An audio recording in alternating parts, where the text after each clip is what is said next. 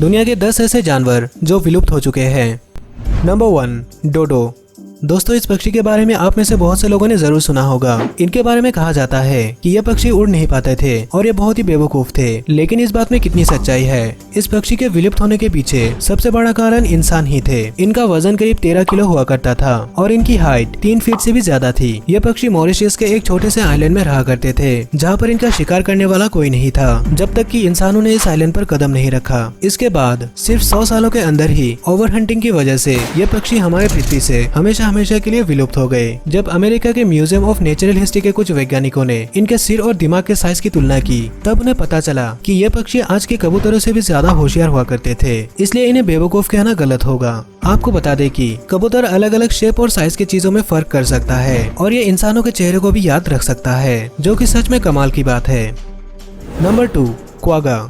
क्या आपने कभी सोचा है कि अगर ज़ेब्रा और घोड़े को आपस में ब्रीड करवाया जाए तो उनका बच्चा दिखने में कैसा होगा? वेल, आपको बता दें कि ऐसी ही एक प्रजाति हमारे इस दुनिया में रहा करते थे। इस जानवर का नाम था क्वागा, लेकिन अफसोस की बात तो यह है कि इस जानवर को करीब 100 सालों से नहीं देखा गया है। इनके बॉडी की सामने की तरफ ज़ेब्रा की तरह स्ट्राइप्स हुआ करते थे, जो कि पीछे की तरफ आते हुए फेड हो जाते और ब्राउन कलर में बदल जाते। साथ ही इनके पैरों का कलर भी व्हाइट हुआ करता था। इनके विलुप्त होने का कारण भी इंसान ही थे। आपको इंटरनेट पर इनकी कई सारी फोटोज देखने को मिलेगी, लेकिन ये फोटोज सन 1870 की है। इस दुनिया के सबसे आखिरी क्वागा का डेथ सन 1883 में एम्स्टर्डम रॉयल जू में हुआ था। नंबर 3, थाइलरसाइन। इस जानवर को देखने से ऐसा लगता है कि ये किसी फॉक्स, टाइगर और डॉग के बीच का हाइब्रिड है।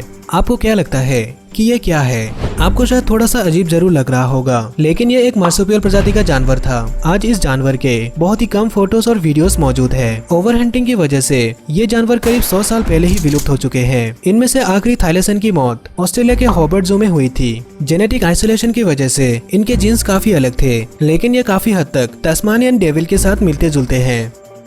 Number 4, western black rhinoceros.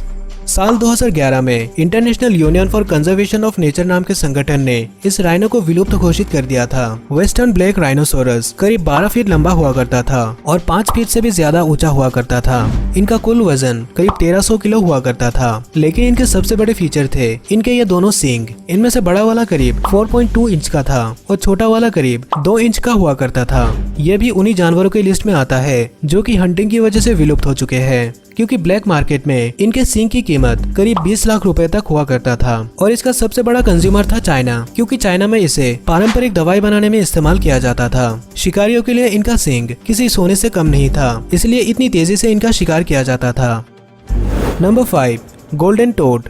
Golden toad एक एम्फीबियन हुआ करता था, मतलब कि यह जमीन और पानी दोनों में रहता था।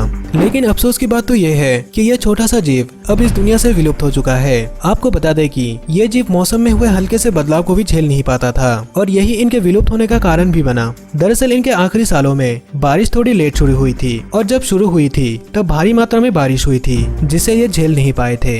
इन्हें कोस्टा रिका के एक रिजर्व फॉरेस्ट में पाया जाता था। ये सिर्फ 2 इंच तक लंबे हुआ करते थे। सन 1987 में इनकी पॉपुलेशन 1500 के करीब थी, लेकिन सिर्फ 1 साल के अंदर ही सन 1988 में इनकी पॉपुलेशन घटकर सिर्फ 10 तक पहुंच चुकी थी और सन 1989 में ये पूरी तरह से विलुप्त हो चुके थे।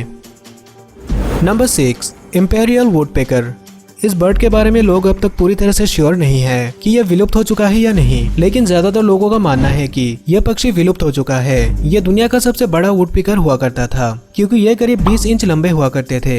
इसे खासकर अमेरिका में पाया जाता था। यह पक्षी इतना रेयर था कि इसकी कोई भी असली फोटो या फिर कोई रिकॉर्डिंग तक मौजूद नहीं है और इसीलिए लोगों को यह भी नहीं पता कि इसकी आवाज कैसी थी। इनके विलुप्त होने का सबसे बड़ा कारण था पेड़ों को काटना और इनका शिकार करना। Number 7, Pyrenean ibex.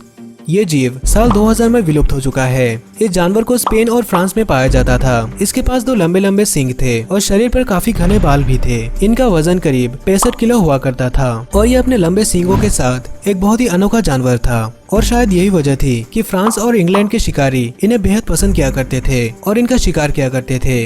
इनका शिकार इतनी तेजी से होने लगा था कि साल 1900 तक ये फ्रांस से पूरी तरह से विलुप्त हो चुके थे और साल 1972 तक स्पेन में सिर्फ 50 आइबेक ही जिंदा बचे थे। ये संख्या इतनी कम थी कि ये खुद को विलुप्त होने से नहीं बचा सकते थे। साल 1999 तक सिर्फ एक मादा और एक नर आइबेक ही जिंदा बचे थे और इसके कुछ सालों बाद ये पूरी तरह से विलुप्त हो गए।